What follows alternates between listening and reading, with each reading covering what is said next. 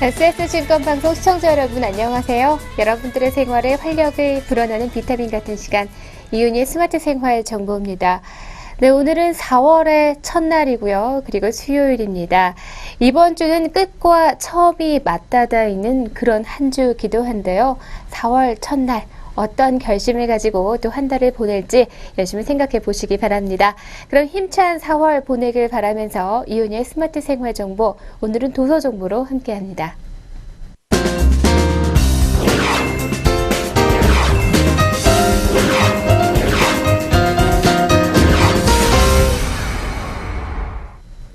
대한출판문화협회는요, 지난달 30일부터 내일까지죠, 이탈리아 볼로냐에서 열리는 2015 볼로냐 아동도서전에 참가해서 한국관을 설치하고 또 운영하고 있는데요. 올해로 52번째를 맞는 이 볼로냐 아동도서전은 아동도서의 노벨상이라고 불리는 라가차상의 주관과 또 시상이 잘 알려져 있습니다. 매년 5천여 명 이상의 출판 관계자들이 참석하는 세계 최대 규모의 아동 저작권 거래 전문 도서전인데요. 특히 올해는 한국 그림책 6종이 라가치상의 4개 전 부문에서 입선을 했고요. 2015 밀라노 엑스포 기념 특별상에도 선정이 되는 등 아동도서 한류 확산의 계기가 될지 주목이 되고 있습니다. 이외에도 21개국의 76명에 이르는 올해 일러스트레이터 가운데 모예진, 박세경, 안경미, 안상선, 유준재, 이명애, 이윤우, 이지연, 전미화, 그리고 조헌희 등 10명의 작가가 선정이 되기도 했습니다.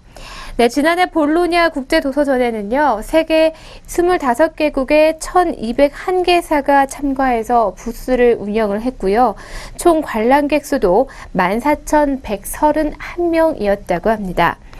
네, 다음은 올해 도서전에 입상한 한국 그림책 명단 함께 살펴보시도록 하겠습니다. 네, 픽션 부문 우수상에는 정유미 작가의 나의 작은 인형 상자가, 지경애 작가의 담이 선정이 됐고요. 논픽션 부문 우수상에는 민들레는 민들레가, 또 뉴호라이즌 부문에서는 때루때루가, 오페라 프리마 부문 우수상에는 위를 봐요가, 밀라노 엑스포 기념책과 씨앗들 부문 우수상에는 세상에서 가장 큰 케이크가 선정이 돼 수상을 했습니다. 자, 그렇다면 볼로냐 아동 도서전에 대해서 알려드리도록 하겠습니다. 간략하게 얘기를 해드리면요, 1963년부터 이탈리아 볼로냐에서 매년 열리고 있는 세계 최대 규모의 어린이 책 전시회입니다. 네, 이 도서전에는요, 볼로냐 라가치상과 또 볼로냐 뉴미디어상을 제정 또 시상하고 있고요. 출품작 중에서는 작품성이 우수한 책에 주어지는 볼로냐 라가치상은 아동문학계의 노벨상이라고 불릴 만큼 권위를 인정받고 있습니다. 창작성, 교육적 가치, 예술적 디자인을 기준으로 픽션과 논픽션, 뉴호라이즌, 오페라 프리마 등 4개 분야별로 대상 1건과 우수상 2-3건을 선정해 수여합니다. 2000년부터는 어린이에게 예술 세계를 일하는 가치아를 제정한 새로운 예술상과 또 문학성이 풍부한 제3세계 아동문학 작품에 주는 새로운 지평상의 2가지 라가치상이 새롭게 포함이 되기도 했습니다. 1997년부터 시행된 이 볼로냐 뉴미디어상은요, 어린이용 소프트웨어 질적 향상을 꾀하고요, 또 책과 멀티미디어의 건강한 조화를 위해서 제정이 되기도 했는데요. 2001년 3월 28일부터 열린 48회 도서전에는 한국 출판사 창비의 마음의 집과 시공주니어의 거짓말 같은 이야기가 각각 논픽션 부문의 대상과 우수상 수상작으로 선정이 되기도 했습니다. 네, 올해 일러스트레이터에서도요, 한국 작가 5명이 선정이 됐고요. 매년 세계 70여 개국의 1000개 이상의 출판사와 5천여 명의 출판인, 일러스트레이터, 아동과 교육 관련 단체 관계자들이 참가하고 있습니다. 아동 도서에 대한 국제 출판 정보를 교류하는 한편 아동 도서의 저작권 상담도 벌어지는데요. 우리나라 출판계는 2003년부터 매년 이 도서전에 참가를 하고 있고요. 또 그런 도서전입니다. 네, 그럼 아동 문학상이라고 불리는 아동 문학의 노벨상이라고 불리는 이 라가치상은 어떤 의미를 갖고 있고 또한 어떤 종류들의 상들이 있는지 살펴보도록 하겠습니다. 네, 세계 최대 규모인 이탈리아 볼로냐 국제 아동 도서전에서 한 해 동안 전 세계에 출판된 어린이 도서 가운데 각 분야의 최고의 아동 도서를 대상으로 주어지는 상이 바로 라가치상이라는 것입니다. 네, 1966년에 제정이 됐고요. 어린이 도서 분야의 노벨상격이라고 할 수가 있죠. 볼로냐 아동 도서전의 기간에는 픽션과 논픽션, 뉴호라이즌과 오페라 프리마 등 4개 부문으로 나눠져 있고요. 책 내용은 물론이고 디자인과 편집, 장정의 수준과 창의성, 교육적, 예술적 가치를 나눠서 평가 대상으로 삼고 있습니다. 그리고 뛰어난 작품을 낸 작가와 출판사를 선정해서 각 부문에서 대상과 우수상을 수상을 하고 있습니다. 한편 2011년 2월에는요. 2011년 볼로냐 아동 도서전에서 한국의 작가 김희경 씨의 그림책인 마음의 집이 논픽션 부문 대상을 수상해서 한국 작가로는 처음으로 대상을 수상한 그런 사례가 되는데요. 또한 같은 부문에서는 강경수의 거짓말 같은 이야기는 우수상을 수상하기도 했습니다.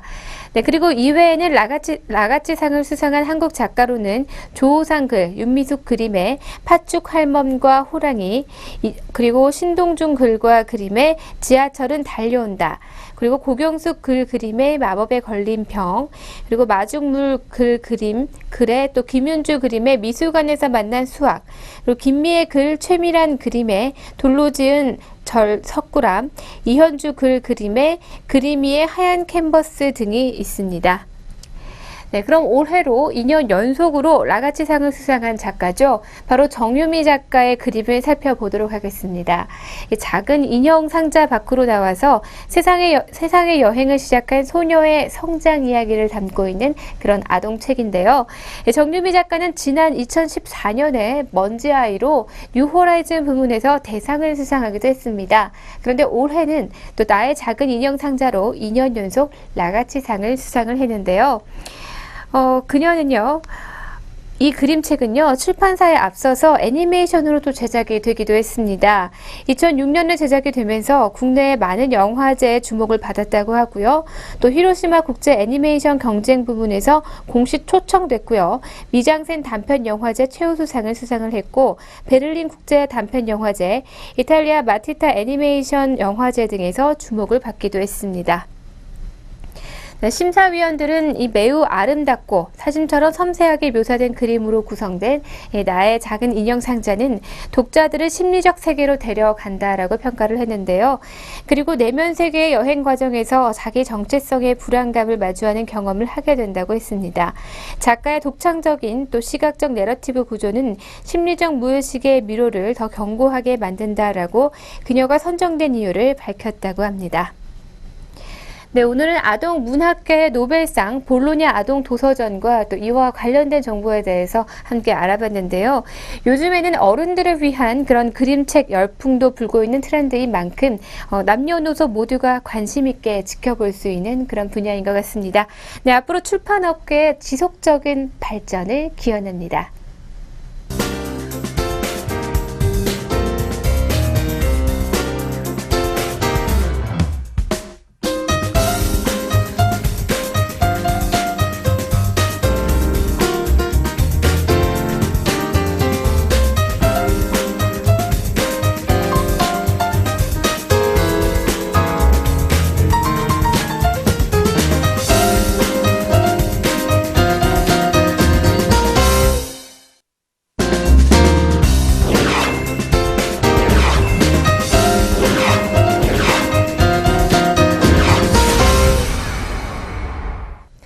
세상은 탁월한 메시지를 가진 사람이 승리한다. 라는 말이 있습니다.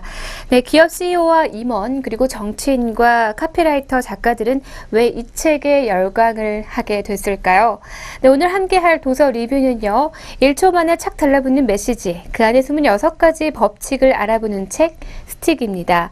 네, 1993년 이건희 전 삼성그룹 회장은 마누라와 자식 빼고 다 바꿔라 라는 메시지로 삼성의 신경영을 또 주창하기도 했는데요.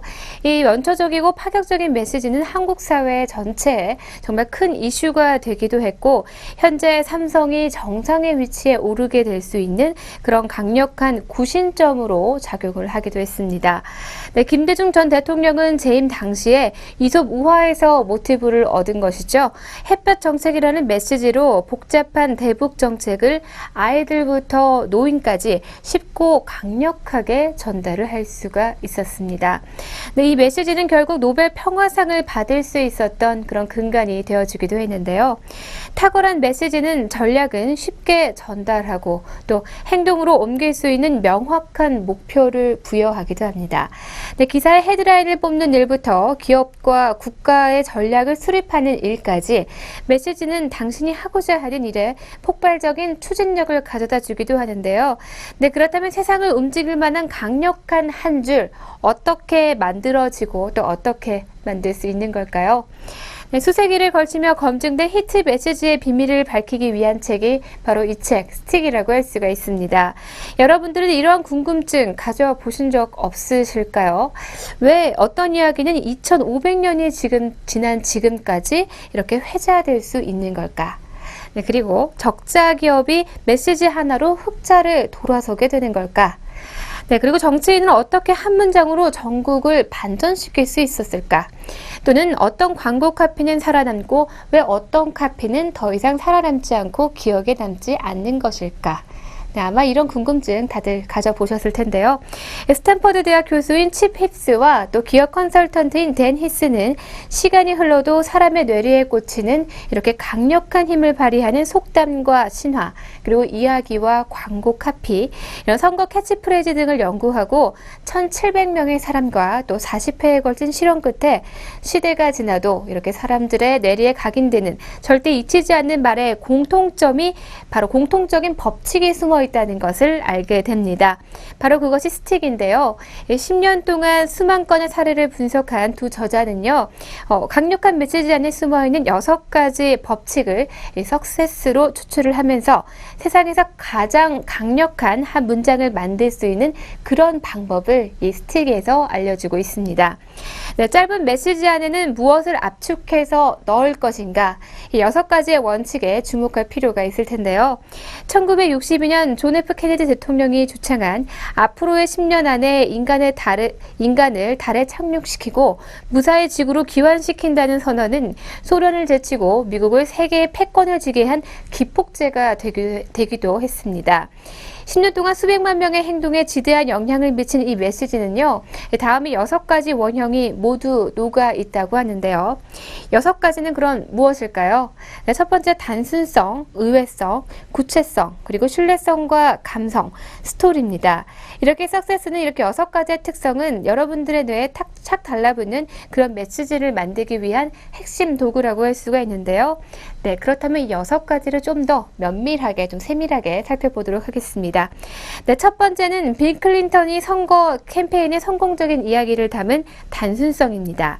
강한 것은 단순하다라는 것이고요. 그리고 두 번째, 의외성인데요.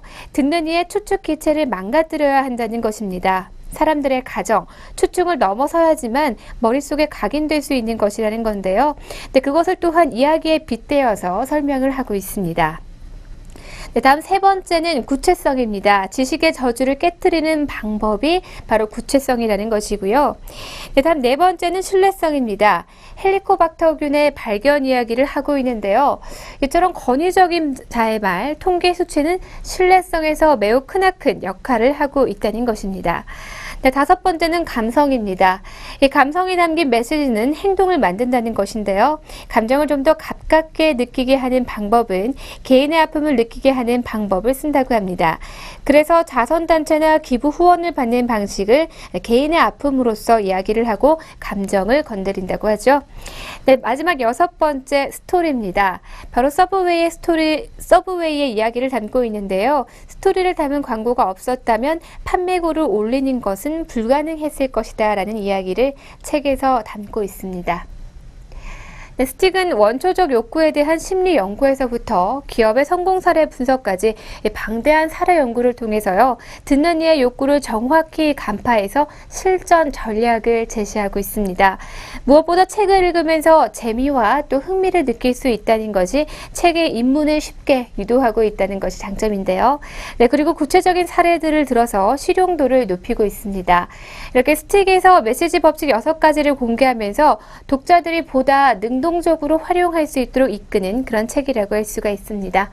네, 지금까지 사람의 마음을 사로잡는 강력한 문장들이 만들어지기 위해서 밤새는 여러분들에게 좋은 메시지란 무엇이고 또 어떻게 만들 수 있는지 그 노하우를 아낌없이 제공하고 있는 도서죠. 네, 스틱과 함께 했습니다.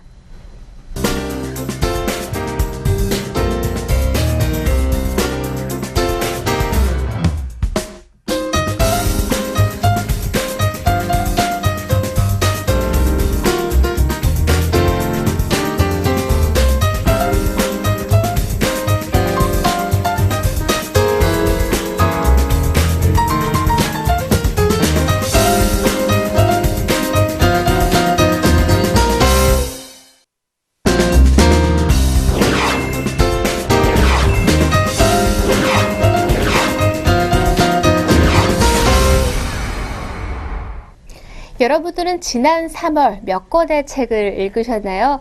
이제 시작되는 4월에는 오늘 제가 추천해드릴 그 도서 3권을 읽어보시는 건 어떨까 하는데요. 그럼 추천 도서 소개해드리도록 하겠습니다. 네, 첫 번째 도서는요, 엄마는 어쩌면 그렇게입니다. 네, 10년 전에 출간된 어느 날 엄마에 관해 쓰기 시작했다. 네, 그 책은 누구의 엄마든 엄마를 구전하는 이야기로 내버려 두어서는 안 된다는 걸 깨닫게 한 매우 작은 혁명이기도 했는데요. 어머니라는 우주를 조촐하게 기록한 아들의 글은 낯선 이미지와 생경한 언어들의 조합인 GQ 코리아의 이충걸 편집장의 특유의 미문으로 한 시대를 풍미하는 그런 에세이가 되기도 했습니다. 그 후 10년이 흘렀는데요. 독자들은 책과 함께 나이를 먹었죠.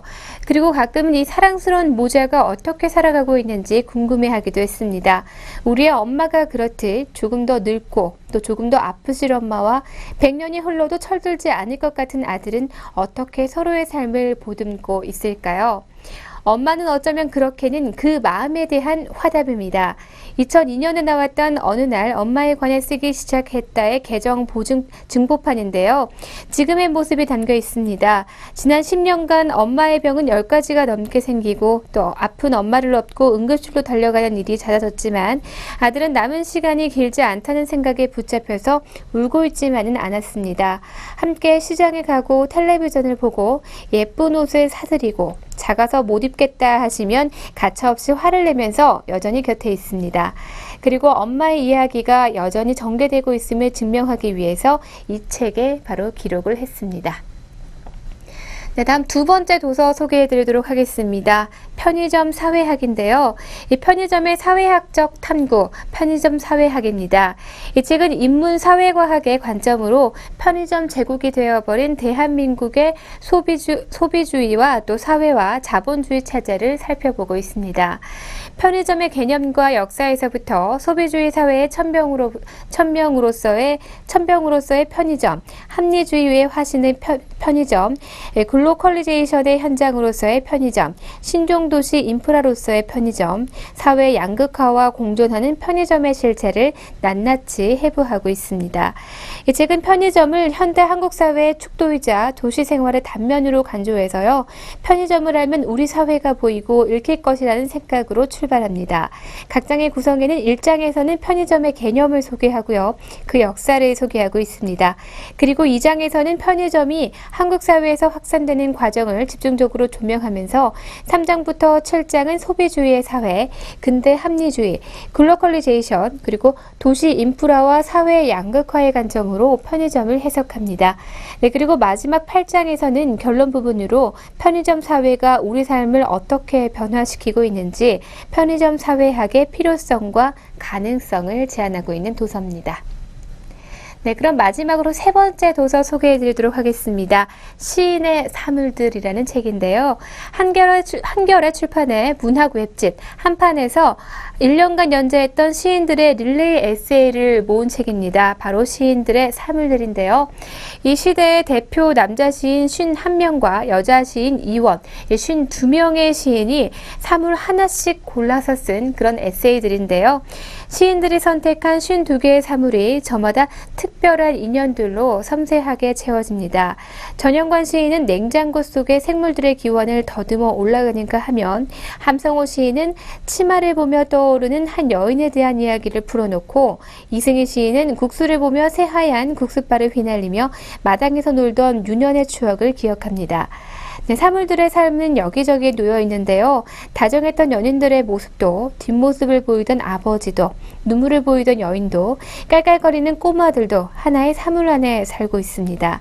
네, 시인들은 사물을 통해서 시인의 삶, 시선, 세계, 축적, 그리고 욕망을 드러내면서 사물의 세계를 펼쳐 보입니다.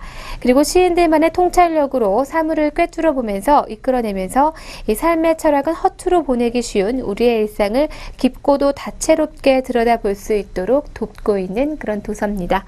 네, 지금까지 추천 도서 3권 알려드렸고요. 저는 계속해서 오늘의 스톡으로 이어갑니다.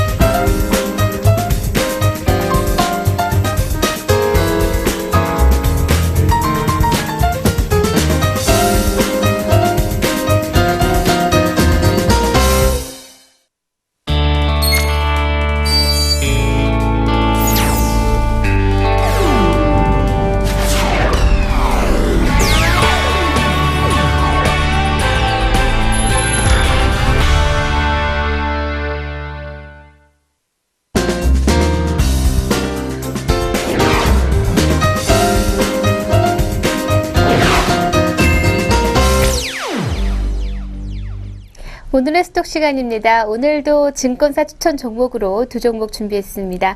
먼저 첫 번째 종목은요, 하나대투자증권에서 추천한 실리콘웍스입니다. 고해상도 패널 수요 증가와 또 제품의 다변화로 성장이 전망되고 있고요. LG그룹 편입에 따른 그룹사 물량 수주 등 시너지가 기대가 되고 있습니다. 실리콘웍스는 다이오드, 트랜지스터와 또 유사 반도체 소자 제조업에 속해 있고요. 구체적으로는 이 평판 디스플레이용 시스템 반도체 부문을 제조업을 영위하고 있습니다. 이 동사는 주요 전방 시장은 현재 주요 디스플레이로 자리 잡고 있는 LCD 패널 시장이고요. 해당 시장은 또 한국과 대만의 주요 사업자들이 시장을 과점하고 있습니다. 네, 계속해서 두 번째 종목 추천해 드리도록 하겠습니다. 마찬가지로 하나대투자증권에서 추천한 삼양사입니다. 재고 단위 상품 구조 조정으로 식품 부문의 수익성 개선이 전망이 되고 있고요. 그룹사 합병 절차 마무리에 따라서 이익 증가 효과가 기대되고 있습니다. 네, 삼양사는 사업 부문은 크게 식품과 화학 부문으로 나뉘어져 있는데요. 식품 부문은 제당과 제분 그리고 유지 부문의 사업을 영위하고 있고요. 원료는 모두 해외에서 수입 가공해서 판매하기 때문에 국제 곡물 가격의 영향을 많이 받고 있습니다. 그리고 다른 사업 부문인 화학 부문은 엔지니어링과 플라스틱은 투명성과 내열성 그리고 기계적인 특성이 우수해서 전기전자, 자동차, 기계부품 소재로 사용이 되고 있지만 역시나 이 국제 원유 가격의 영향을 많이 받고 있습니다. 2014년 1월 1일을 기준으로 자회사 삼양웰푸드를 합병해서 공시했습니다. 네, 지금까지 오늘의 스톡은요, 하나대투자증권에서 추천한 실리콘웍스와 삼양사에 대해서 알려드렸습니다.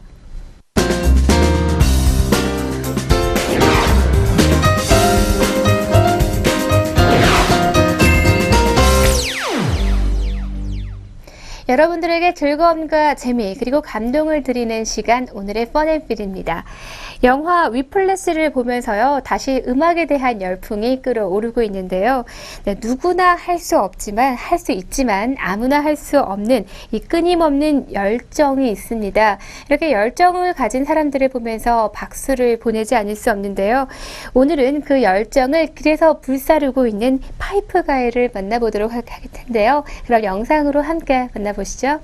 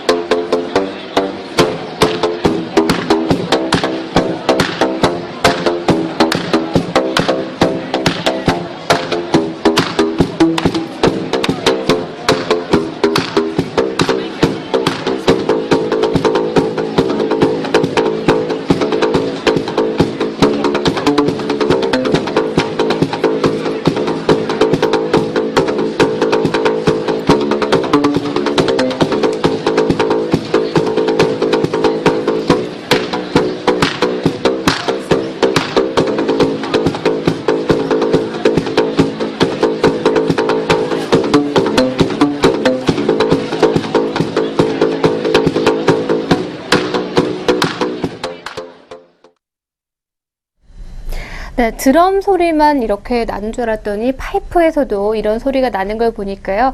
악기가 정말 다양해질 수 있겠다라는 생각이 듭니다. 체코에 가면 흔하게 볼 수 있는 풍경이라고 하지만 우리나라에서는 조금은 생소한 그런 풍경이 아닐까 하는 생각이 들고요. 네, 그의 열정에 또 한 번 박수를 보냅니다. 네, 오늘의 펀앤빌은 여기까지입니다.